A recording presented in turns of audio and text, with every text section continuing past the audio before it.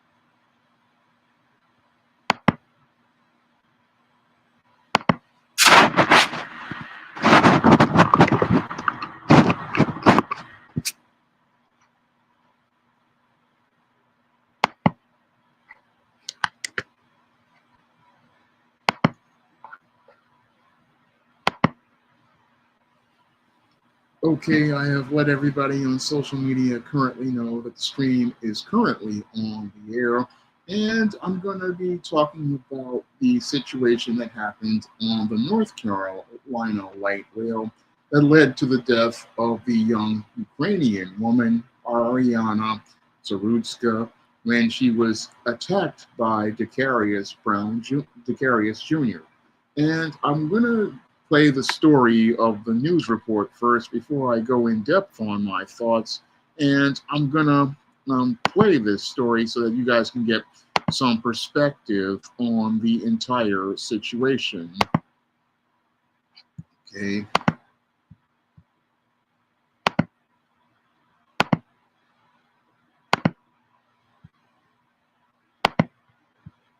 Oh, and before I share this, I want everybody to know, as related to copyright, there's this used under fair use of copyright law of 1976. This is what the newscast is saying, and I'm going to go in depth and just play it right now. On a cat's rail line. Thanks for joining us for your news at 6. I'm Siobhan Bryan. It was 2 weeks ago today that this woman, Aryna Zarutska, a Ukrainian refugee, was killed while riding the light rail in South Charlotte. Since that time, there have been several questions about what happened, why it happened, and could it have been prevented. Today, CATS released surveillance video of the events leading up to and after her murder. And we want to warn you, some of these images could be considered disturbing to our viewers. We're not sharing images of the attack, but rather what led up to it. WBTV anchor Jamie Bold joins me live in studio with more on that video. Jamie? Yeah, Siobhan, first, before we show you anything, we think it's important for everyone at home to understand the process we go through in cases like this. awful things happen. Sometimes our photojournalists are there for the incidents. Other times we get video from police body cameras, or in this case, Charlotte area transit. We request video from agencies all the time. We do it to confirm what we have been told is backed up by the available video. It's about transparency. It's about confirmation. Now, when we get video like we did today, it doesn't just mean we put it on the air. In fact, often we don't show it, or it's heavily edited, especially when it's violent and graphic. We ask questions of ourselves. Does this video show us something important? Does it give us new or better insight into what happened? Is there news value in showing it? And then we factor in decency and privacy. Tonight, we've decided to air a portion of the video provided by Katz. We're doing that because it verifies what we've been told about this incident, and that is newsworthy given the public attention and the demands for safety improvements. We will not be showing the actual stabbing itself.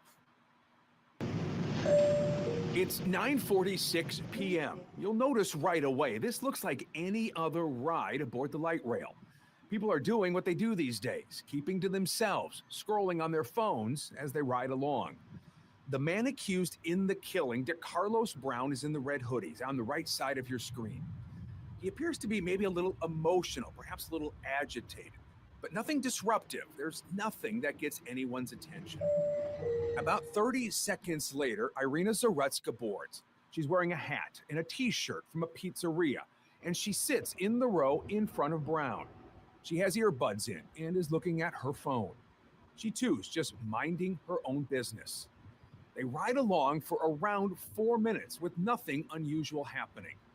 Then around 9:50 p.m., Brown reaches into a pocket. We've zoomed in on it here. He pulls out a pocket knife. No one notices a thing. Seconds later, he would stand up, and from behind, unprovoked, as we stop the video, he would stab the young woman several times. She had no chance to defend herself. The attack was over in seconds, and when it was over, Brown walked through the train attempting to get off. Few passengers, if any, at first realized what had happened until they noticed drops of blood on the floor. 90 seconds after the attack, a bystander rushes down to begin lending aid to Zarutska. She would die from her injuries. 30 seconds later, 9:52 p.m., 6 minutes into the video, Brown leaves the light rail. The video here shows us just how quickly things happened and how difficult it would have been to prevent once he got on the train. And that is an important part to all of this. From what we've been told, Brown never should have been on the train. Authorities tell WBTV he did not buy a ticket. Katz says it is working on ways to keep fare skippers off mass transit. Siobhan? Now, I really appreciated this report because this report really presented the entire event in an objective manner and did not go out here and try to spin it the way many on the right are trying to do. Now, as I watched this report on the news several times, again, I was really saddened to see the tragedy that happened to Aryna Zarutska on that light rail in North Carolina. And as I saw that tragedy that happened to Aryna Zarutska in North Carolina, it really took me back to the dark days of life here in New York in the late 60s or early 1970s, when the city was starting to turn into a hellhole. And during that time, we had a similar situation happen to a young woman named Kitty Genovese, where as this young woman was coming home from work, she was assaulted by an individual who basically attacked her as she was coming home from work. And as she went out and screamed for help, Kitty Genovese got nothing but apathy from New Yorkers here. And that was the great tragedy that happened over 50 years ago to Kitty Genovese here in New York. And the sad part is the same thing happened right there on that light rail in North Carolina. And it really shows the perception as related to life here in society that this young woman, again, wound up losing her life in a similar fashion to Kitty Genovese, and how the word of the Lord basically fulfilled as related to the love of many waxing cold. That was really the saddest part as related to the whole situation with Aryna Zarutska to me, as related to this entire incident. And this is where people don't really see how it relates to the human condition. And this is what is not really being presented on the right side of the media, who is trying to spin this story as some sort of narrative as related to pushing their agendas. Because that's what the people on the right want to do with the story of Aryna Zarutska. They want to use it to be able to push their narratives as related to things. And if you don't see the subtle politics transpiring around you, you'll get caught up in their rhetoric, and you'll get caught up in their anti-Black racism that they're trying to push between the lines. Because what they really want to do with this whole story as related to Aryna Zarutska is go out here and buy into old racist tropes as related to the sweet and innocent young white female being attacked by the big Black brute. And this is why they have to call to arms and try to take their country back from the evil Black brute. That's what they're basically trying to do as they push the narrative as related to this tragedy on social media right now. Now, this happened about a month ago, and what they want to do is go out here and create a whole story and a whole narrative around this whole situation as related to what happened on that light rail, very similar to what they did with Jordan Neely and Daniel Penny. Now, in the case of Jordan Neely here in New York, Jordan Neely was a mentally ill young man, who came on the train and had, again, a series of arrests for behavior that was, again, erratic and out of control. And as he had this series of arrests, again, he got on this train saying that he was frustrated about being hungry, and he started acting out. And as he started acting out, basically any resident New Yorker like myself, when we saw individuals like this, we understood, okay, it's time to get up out of our seats and basically get off the train, because we knew, okay, this guy is acting out. And the only way to save ourselves is to wait till this train hits the next stop and basically get off this car and then go into another car. Now, some more sympathetic people in that situation, they would go to a guy like Jordan Neely and say, hey, do you need some money to go get you some food? And basically try to pacify the situation.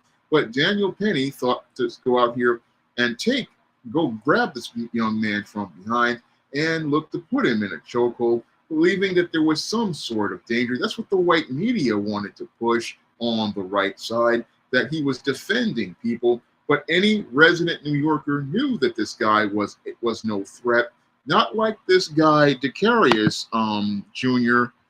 This guy basically was somebody. If it was on a train in New York, I definitely know Decarius Brown. If I saw him on a train, nodding like that, I wouldn't even get on that car, or I would be trying to get as far away from a dude like this, because I would know that, from living here in New York, this type of behavior basically shows me this is a guy as a clear and present danger. But sadly, when it came down to Aryna Zarutska, a woman who was fleeing the war in Ukraine, she didn't know how things worked here in America. No, she didn't understand how things worked here in America. And that's why she basically got on this train with her earbuds in place, looking at her phone like anybody here in New York on the subway would do. Just be on this subway, again, on this light rail, just trying to get where she wanted to go and get where she wanted to go and think that nothing of it. That's what happened to Aryna Zarutska that makes this a great tragedy, very similar to Kitty Genovese, is that she had no real situational awareness, very similar to the same situation that I basically saw in a video that I did just on Monday. Just on Monday, I did a whole video talking about Dakara Thompson, another young woman who had no real situational awareness. Dakara Thompson and Aryna Zarutska, I would basically see as basically being similar in situations, but the only difference between Aryna Zarutska and Dakara Thompson is color. And because the only difference between them is color, the entire narratives between both of these women are basically seen very differently, but the sympathy is the same. That's the thing that I find to be good about this whole situation, is that people both see both of these as tragedies, but the whole as related to the naivete of both of these women.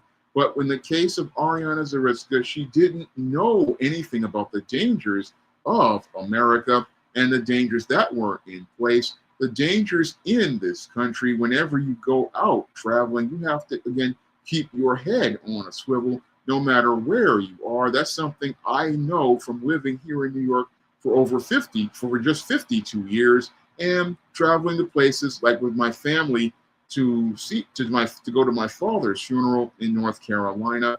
And basically, I understand anywhere I go, I got to keep my head on a swivel. But sadly, this young woman, she bought into the American dream, thought America was safe, and basically was not aware of her situation and how you have to have your eyes open especially when you're traveling on places like light rail, because nobody's going to look out for you in these situations, and nobody's going to look out for you. Again, this is the way of life here in America ever since the tragedy of Kitty Genovese that transpired in the late 1960s. And again, I wouldn't expect a young Ukrainian girl to know anything about the tragedy of Kitty Genovese, but many on the right, they want to go out here and try to spin this as related to their narrative, as related to their anti-Black racism. And this is where a lot of people basically are getting caught up in rhetoric as related to this story. Now, many of these same people on the right, they want to talk about, how this story wasn't covered by the New York Times and many other media outlets. Well, as somebody who has studied the media for many years, why would they go out here and cover a local story that transpired in North Carolina? That's the critical question I want to ask those on the right who want to go out here and spin the story as related to this tragedy that happened to Aryna Zarutska. Why would the local news in North Carolina be covered by national platforms? I mean, they only covered the story of Jordan Neely as related to it happening here in New York and as related to this vigilante basically taking action. And they wouldn't have covered this story had it not been a white male vigilante taking action. Had that been a brother in that same situation, nobody would have covered that entire story. No, they would have just said, okay, this Black man killed another Black man, and that would have been the end of that, and it would have been the end of the story. And the same thing would have happened in the case of Aryna Zarutska had this been a Black woman who had been stabbed by a Pookie. This local story would have basically made the local news, and many on the right would not be getting riled up the way they are, talking about how this is a national situation and it's about, doing something about their country. No, all these white conservatives would be silent as a rat peeing on cotton, as the late David Carroll used to say.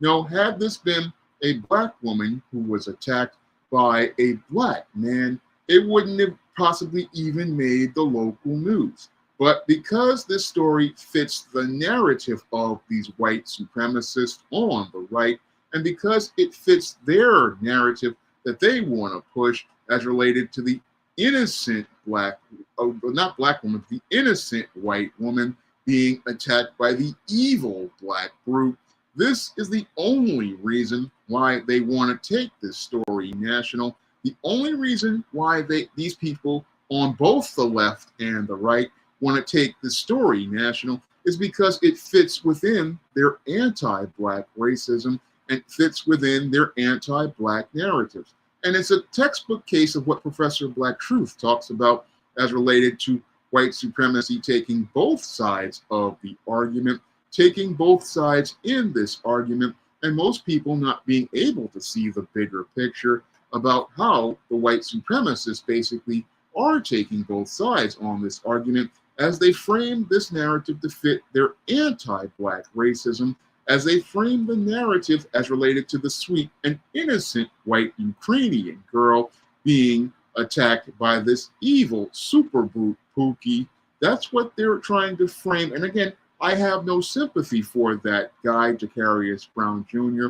I mean, I feel what he did was reprehensible, and I believe that he is going to be, again, prosecuted to the full extent of the law, and he's definitely going to be taking that trip to prison for the rest of his life, where he will be with Bubba, Tiny, Roscoe, Big Dave, Melvin, and Mr. Sprinkles, and being traded for all the items in the commissary, such as the Little Debbie snack cakes and ramen noodles and Crystal Light lemonade. I mean, his fate is basically sealed. But what I want people to understand is that when it comes down to these people, not only on the right, but the left as well, they're just using this whole story to, again, push their anti-Black agendas, push their anti-Black agendas, and be able to avoid the hypocrisy both sides have had regarding Black people. Now, the whole thing that I see as related to the hypocrisy of those on the right, as related to this whole situation, as related to the tragic death of Aryna Zarutska, is these same people are the ones who say, oh, we're so against immigration, but they are all for the immigration of this young white blonde woman. I mean, I find it interesting. These are the same people who say, oh, I'm against immigration and I'm against illegals, but only if they are Black and brown. That's what's all that makes these guys hypocrites. But when it comes down to Ukrainians, a young, beautiful, blonde white woman, oh, they're all for the immigration, but they show us how hypocritical these conservatives are as related to all of their so-called arguments as related to immigration.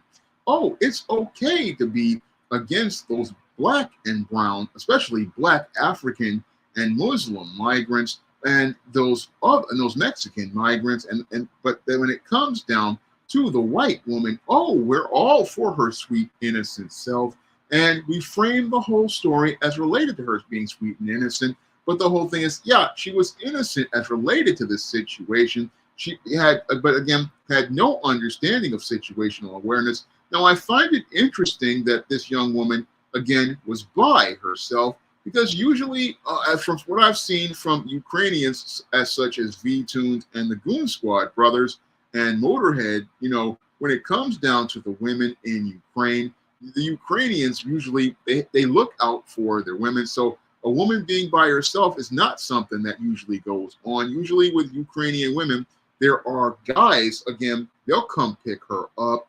And I find it interesting that she's on this light rail by herself because, again, Ukrainian men tend to do what I do as related to the women in my family. They go to meet them. They go to be where they are to make sure that they are safe.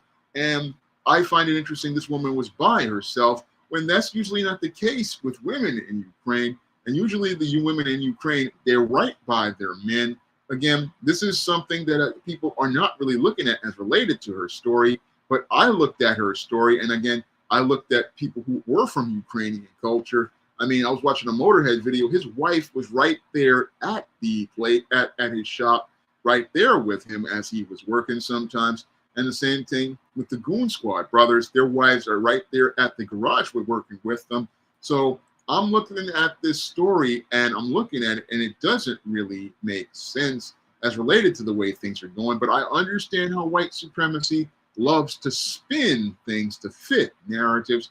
And that's what's happening here. And that's what I want people to be aware of as related to the subtle politics transpiring around them. Because, again, what they want to do with Jacarius Brown Jr. is paint him to be the brute of the month, the violent and savage Black man, the violent and savage Black man who was sitting on that train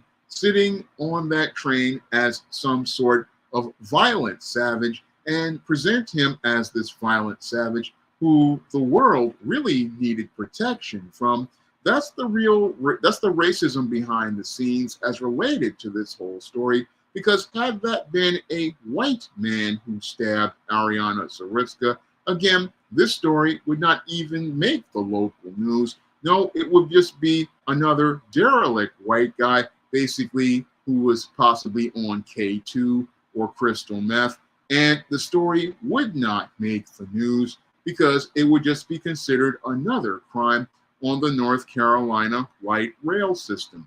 However, because of the race of the killer, that's the only reason why this story is making the national news. And it only made the national news because it was, again, brought up on social media. And again, brought up on social media because it fits the narrative that many anti-Black racists on the right and anti-Black racists on the left wanted to push as related to pushing their anti-Black agenda and the whole idea that we're going to go and need to mass incarcerate those Black people because those Black people in the eyes of these racists are a bunch of criminals. And that basically glosses over all of the hypocrisy of those conservatives as related to their positions as related to things. Now, when it came down to Jacarius Brown Jr., there were allegations that this man basically was having mental health problems for many years. And this is where the conservatives' hypocrisy is basically shown, because this man would have been in a possible mental health facility if he had mental health issues, had their boy Ronald Reagan not closed all the mental health facilities in the 1980s. So these same conservatives, they want to sit there and talk about, oh, this violent Black man, this violent Black man who had mental health issues. Well, this violent Black man, if he had mental health issues after being arrested 14 times, would have been in a facility like the Willowbrook facility and been locked down had your boy Ronald Reagan not gone out here in the 1980s and closed all the mental health facilities, leading to the prisons having to deal with individuals with mental health issues. But those on the conservative side don't want to talk about how Ronald Reagan basically created the problems that we're having with those who have mental health issues, such as Jacarius Brown Jr. or Jordan Neely, that led to them being on the street. No, don't want to talk about that. But I saw that talked about on 2020. This was talked about how, and this was related to a white guy who went on a rampage. Again, how many people who have mental health issues cannot get any sort of help. And usually it's the prison system that has to go out here and deal with individuals who have mental health issues and be the place where these individuals can be secured, one, be medicated and given their medication. This is where these people can get the care that they need, but nobody want to talk about that on the right side. Nobody want to talk about that because it was their boy Ronald Reagan and his right-wing policies that basically created the mental health crisis that's going on in this country. And that's, again, where those on the right are being complete hypocrites as related to this whole situation, as related to Aryna Zarutska. They're being hypocrites because they were the ones who led to all of these mentally ill individuals like Jordan Neely, like this Jacarius Brown Jr., being in places and, again, basically wandering the streets. This man basically, again, like I believe Jordan Neely did, basically hop the train, and again hop the train because these individuals, again on the right, basically decimated our mental health system, so this person could not get any sort of care or any sort of help whatsoever. No, this is what those on the right did, and they want to go out here and basically get into a shouting match with those on the left without regard for either Black or white people. Now, those on the left, they are also being hypocrites as related to this entire situation. They are also being hypocrites because they sit there and they talk about, oh, this was a great tragedy, but it was their left-wing policies in North Carolina that basically led to this whole situation going on. Now, those in the governor's office, those in the legislature, they did the same stupid things like here with Andrew Cuomo and Bill de Blasio when they instituted the whole policies of cashless bail as related to this whole situation. They thought, oh, the way we can go out here and help Pookie is to go out here and try to be easier on him as related to crime by giving him some ways to go out here and be able to rebuild his life after he commits a crime. But their whole dysfunctional approaches are the reason why we had so much chaos in the streets right here in New York. Because I remember under the Giuliani policies, basically crime had basically been closely eradicated to the point where you could ride the trains at 10 o'clock at night and even 12 o'clock at night, because I had to do that in 2017 when we had to come back from New York after going to my father's funeral. I mean, you could ride those trains at night, but the whole thing was it was because of the policies put in place by Rudy Giuliani and George Pataki, which basically cleaned up the city. Now, I'll agree conservatives were right as related to that situation and as related to New York, because New York had been turned into a hellhole by left-wing policies, and it has been turned right back into a hellhole due to left-wing policies such as this cashless bail, an attempt to try to, again, give Pookie a chance that's extremely disingenuous because it was left-wing policies that created Pookie in the first place, along with the policies of right-wing people like Richard Nixon to declare war on black people. It was Richard Nixon's war on black people, along with Lyndon Johnson's war on poverty, that created the nightmare situation here in New York. I mean, when it came down to things, again, things like this cashless bail, it did just as much damage as Lyndon Johnson's war on poverty. And that war on poverty, again, was a war on black people to make them codependent instead of being interdependent. And that codependency basically is the thing that eradicated the black economy, because instead of black people learning how to empower themselves, what they learned to do is seek white acceptance and seek white approval. And as they sought white acceptance and white approval, they were looking to be a part of the welfare state. Again, a welfare state that was meant to undermine black interdependence and undermine black people being able to take power in our own lives. And that welfare state basically turned a home from a family with a father to a home with single mothers, and a home that created people like Jacarius Brown Jr., basically created a home situation that created these individuals. And those individuals basically, as they were having that war waged on them by Lyndon Johnson in his passive-aggressive war on poverty, passive in that he was saying he was trying to help poor black people, but aggressive in that you were undermining black progress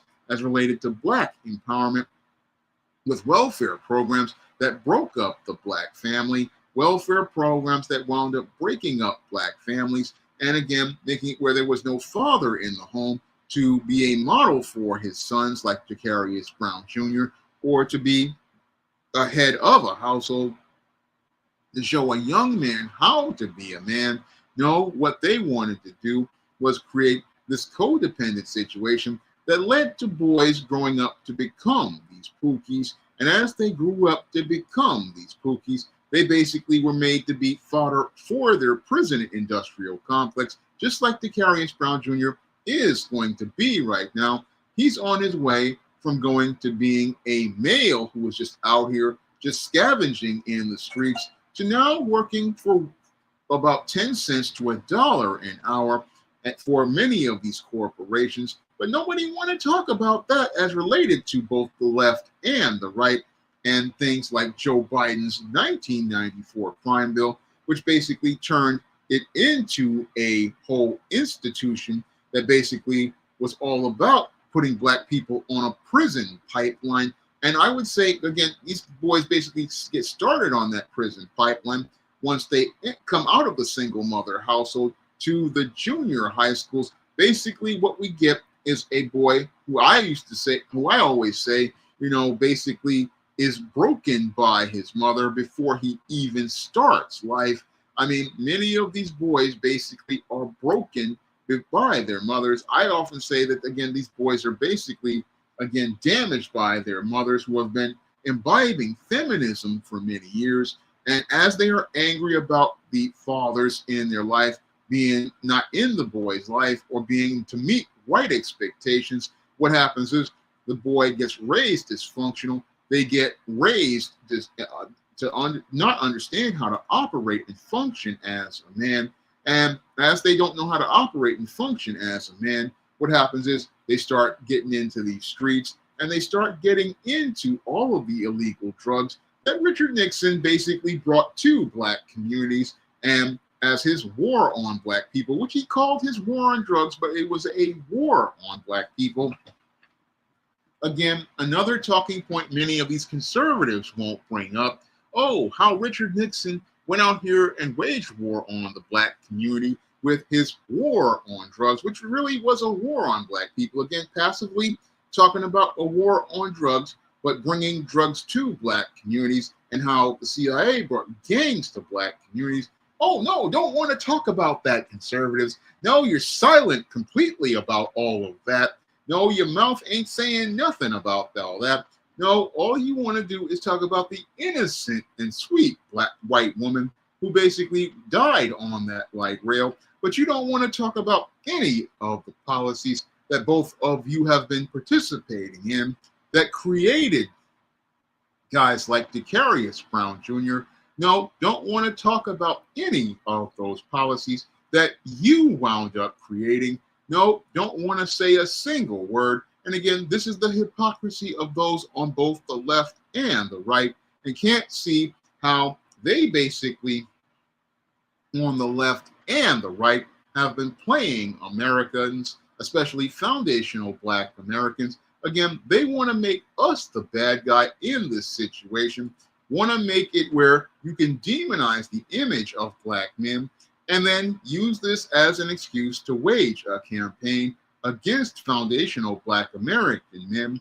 That's what's being presented here in between the lines as related to the subtle politics transpiring around this situation that most people aren't paying attention to because they're getting caught up in their emotions about the innocent white woman who was targeted by this, again, evil, super brute black man.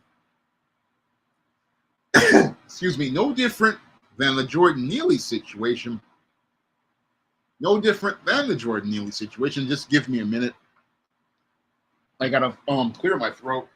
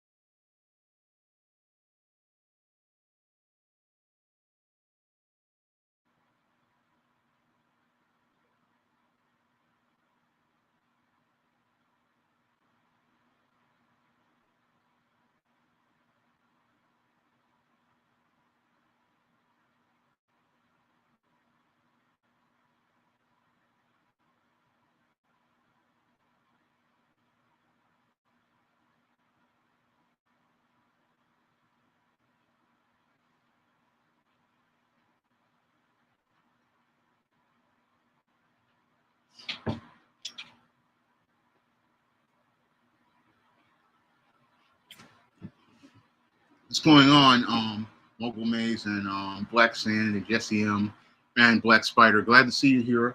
But that's one of the disadvantages of going on live is that you could have these situations like I do with my sinuses. But I really wanted people to understand things, and that's why I really appreciated that newscast that they came into this story objectively, not getting into that rhetoric that those on the right wanted us to get into. I really appreciate the objectivity of that report that I showed everybody earlier. because the whole thing is that there are those on the left, there are those on the right. They want to spin these type of stories so that they can push their anti-Black agendas, and that's what's being done here as related to this situation. Now, again, I was going in depth on how those on the left were also trying to create a narrative as related to things, as related to their disingenuous bail reform policies, where they got rid of cashless bail and basically led to this young man being put on the street. I mean, this man had 14 arrests and basically was bonded out, and basically I believe what they want to do in the case here is basically look at to remove a Black female judge, again, wanting to try to push their anti-Black narratives and saying that Black people are not competent. But the whole thing is, you had your legislature, you had your city, you had your governor, who are both blue, or all blue white people, who signed off on this law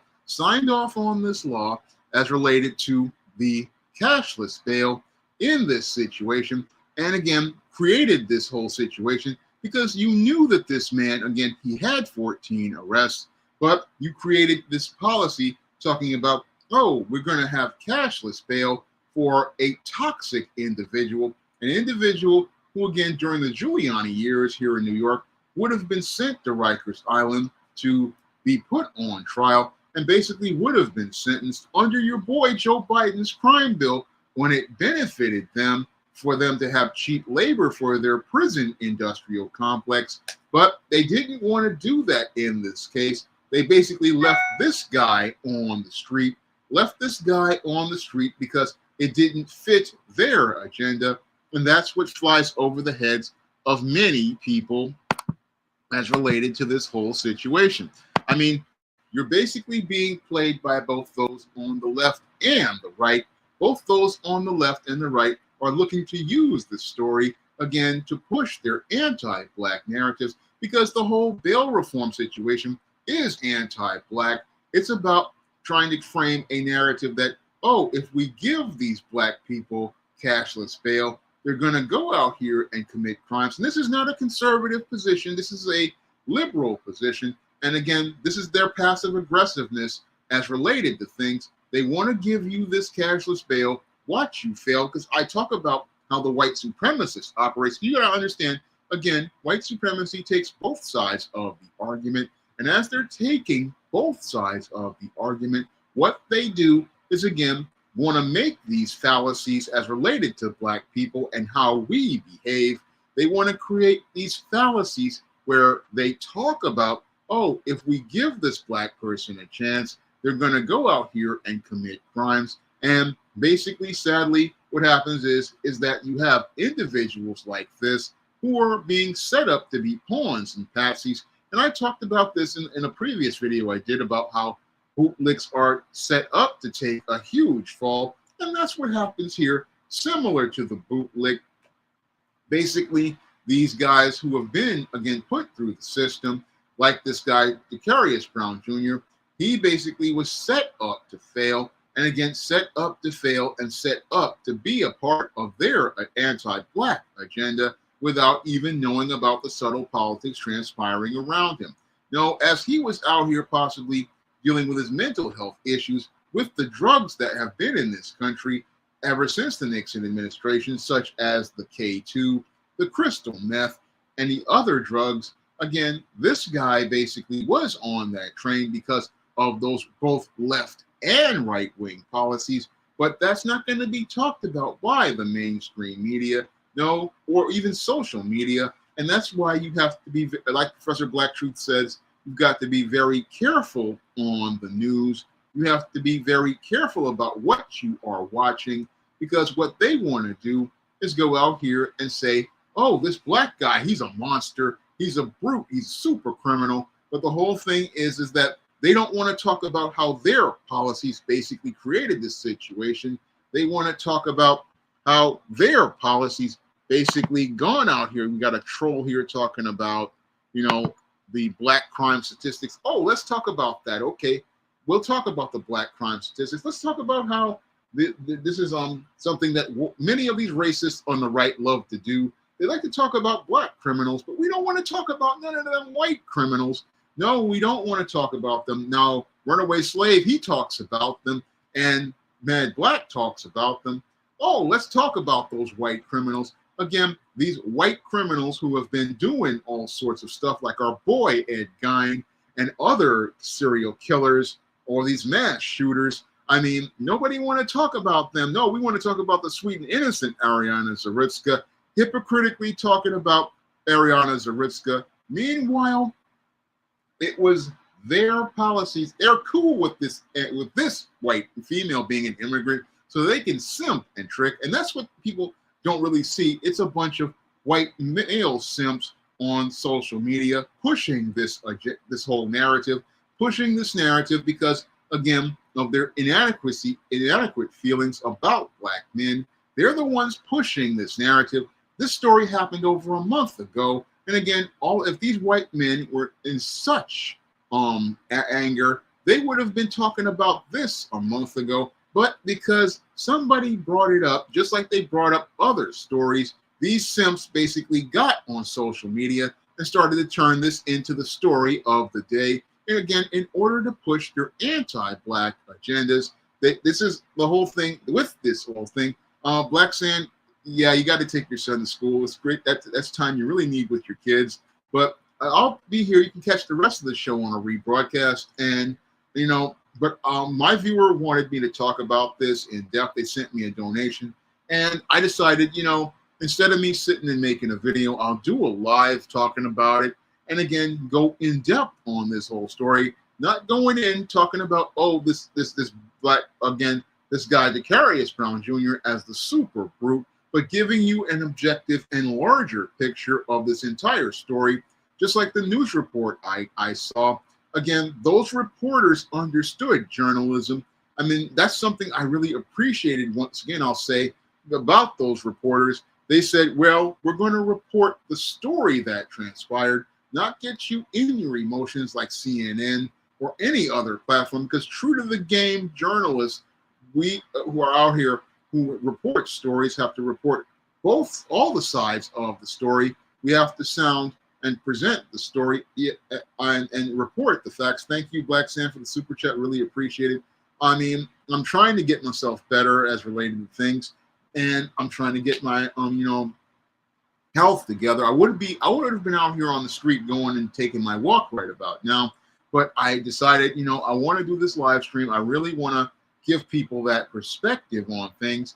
I mean, if Professor Black Truth was around, he would basically be using many of the same talking points that I'm presenting here, right here in this video. I mean, when I look at this story, again, I can look at the whole picture, and that's what I want people to do, not get caught up in the rhetoric of the right, who, again, don't want to talk about their part in Aryna Zarutska's death, don't want to talk about their part in things, or they don't even want to talk about it on the left.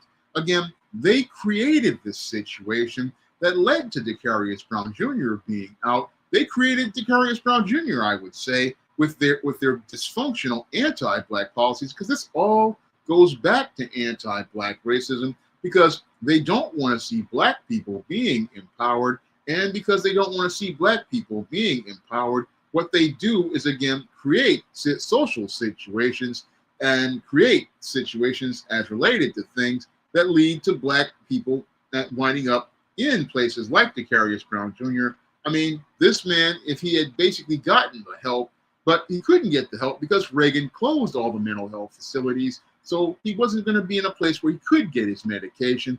So that's one part of it. And then you have those on the left who, again, open the door for this type of criminal passively, so they can aggressively go out here and say, those black people commit crimes, so they can go out here and create laws like Joe Biden's crime bill. And again, many people, again, don't see the big picture. No, they just focus on the sweet and innocent white girl, Aryna Zarutska, who, again, she's innocent in this situation, but just because she didn't understand how this country worked, sadly, that's what happened to her. That's what happened to her as related things. Thank you, Boosted Doe, to let me know that it's raining in the Bronx right now. I have to do the show because, again, it's raining today. And I would have been doing the show on Friday. But, again, a viewer sent me a donation, so I'm talking about this whole situation. And, again, I really feel sad about this young woman losing her life. And I feel sad for her because she was in the same situation that Kitty Genovese was in back in 1968, I believe. And what's sad about this situation is that, again, close to 50 plus years later, we have the same American apathy that basically happened as related to Kitty Genovese happening in North Carolina. And that's where nobody wants to see how the love of many in America waxed cold, and how nobody really did anything about this young woman in this situation, or possibly could have done anything. I mean, again, a self-aware New Yorker like myself, if I see a dude like that, nope, not even getting in the train car with that dude, and hoping that I can get off that car and get into another one. Again, that's what happened. That is the tragedy as related to Aryna Zarutska. I'll repeat that once more. She didn't have that self-awareness because, again, she didn't have anybody to look out, teach her how things work here in America, not just New York. I know from riding the trains ever since I was 14 years old, I got to keep my head on swivel, keep my eyes open, can't have no headphones on, can't be listening to no music, keep my eyes down, because with individuals like this who are nodding like that, the minute you look at them, it basically triggers them to assault, to consider assaulting you or consider attacking you. So I understand the danger that she came from. And again, like Jesse M said, she came from a majority white country and didn't really, again, understand how things worked here. But I just sit there and I wonder, why didn't her people look out for her? Because when I look at Goon Squad, when I look at V-Tunes, when I look at Motorhead, again, they're Ukrainians. They are a Ukrainian family, and they look out for their people. I mean, that's something about Ukrainians. Again, they look out for their family, and usually they have their brothers or the man that they're with come get them. That's what they do, in as related to their culture. That's something nobody wants to talk about as related to this thing. I mean, you have to understand where this woman was coming from. This is what the media don't want to talk about, because usually, again, when it comes down to Ukrainians, that family is tight like a drum. I mean, Ukrainians have tight family. That's how they operate in that country. That's how they operate in their culture. Maybe she was Americanized. Maybe she got caught up in American independent woman stuff. But usually, when it comes down to Ukrainians, they be picking up they women, especially if they're in a relationship. The guy is going to come pick her up and come get her because they protect their women, and they protect their women because they're very submissive in their country.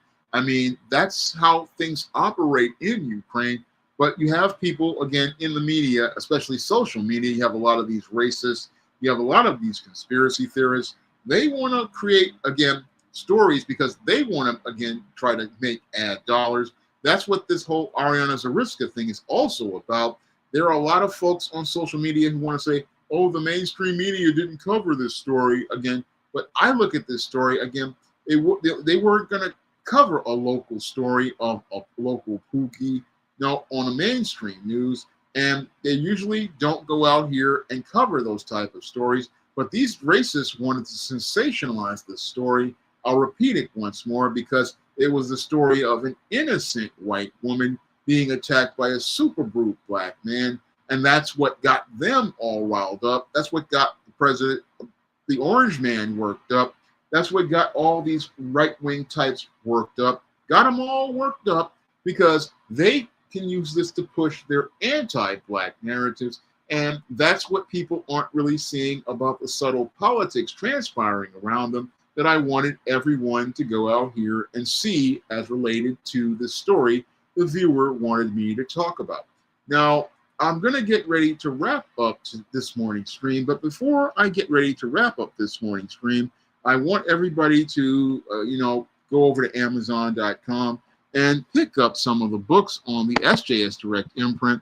That helps me to be able to stay on the air, and it helps me to be able to continue bringing you great topics like this one and going more in depth on those topics. And that's something that I love to do as related to things. If I can get my health back together, that's what I'm trying to do right now, because I had a heart attack back in July. And right now I'm trying to get myself back together as related to my physical health. And I'm trying to, get my physical health back together. So going out here, I was able to walk 3 blocks yesterday. I was able to get I'm getting myself together, and I'm eating a lot healthier these days. I mean, I did have a pizza for my birthday yesterday. I did have, thank you very much, Gabriel. I really like going in depth on this topic. But the whole thing is I've only had my birthday pizza. That was about it. And because my birthday was yesterday, and I really like doing these topics because I want people to get a better understanding of things. And I'm trying to stay on the air. And the way you guys can help out is picking up books like those in the SJS Direct 2025 catalog, such as John Haynes, A Thorn in My Side, where John Haynes takes on an agent from the CIA, from the Black Boule. And this is a fun story that deals with the CIA agency, and they're one of their agents going rogue and trying to take on John Haynes as related to the supernatural threats he takes on. And that was one of the books I did for this year. The second one I did was called Esteem Season of the Witch Girl, which follows up on Esteem The Witches of Eastland. And it's a story where Esteem takes on a wicked teenage witch who ain't as friendly as Sabrina. And this one goes in depth on witchcraft and how it really corrupts your mind. So this is a story that I really had fun going out here to write. And again, I would love it if you guys would pick up this book and the great cover by Bill Walko that pays homage to Amazing Spider-Man 39. And I have a third book called Spinsterella Goth Girl Summer, which is what I would consider to be the final book of the parts of the Spinsterella prequels, which Spellbound and the Legendary Mad Matilda, but fits into the Spinsterella series. And this book is one that I really loved writing. I had a lot of fun writing this book, and it presents a really positive image of Black women, an image of Black women having fun as Matilda goes on vacation. And it also is the first book I did similar to the Japanese and Korean light novels. I created this one to be very similar to Japanese and Korean light novels, with pictures inside of the book to go along with the story. And when it comes down to all of the books on the SJS Direct imprint, whether it would be a John Haynes book or an Eastine book or a book like Spinsterella Goth Girl Summer, most of my books are PG-13 and are reading for readers of all ages from 8 to 80. So I write my stories so that you kids can go out here and read them, and the family can go out here and have them on the coffee table. And reading helped me in my life as related to things. I mean, reading is one of the reasons why I learned so much about different subjects, so I can be able to talk about them. And if it wasn't for reading, I wouldn't be as literate as I am right now. And I had a lot of fun, again, with comic books. And it wasn't for comics like Niobe or many of the other books. There's a great Niobe Kickstarter going on right now, so check that out soon. But it was comics that helped me be able to read and be able to create great stories. So I really wanted to do this video for the viewer. I wanted to go more in depth on it. I didn't want to just do it they wanted me to do a video, but I decided to do a live, and I really enjoy doing these lives. And if you guys want to help me continue to do lives, you can either pick up the books on Amazon, or you can drop a donation to the Cash App or the PayPal. And that helps me to be able to stay on the air, making more great live streams and great videos for all of you. So I left my donation thing as related to in the chat, so you guys can continue to help out the channel and help me to continue to stay on the air as I'm dealing with this heart attack and recovering from this heart attack, trying to get myself better, trying to get myself stronger. Thank everybody for the birthday wishes on Facebook and here on YouTube. And I thank everybody for coming out to today's stream. And I hope you'll be there for the next one that I do.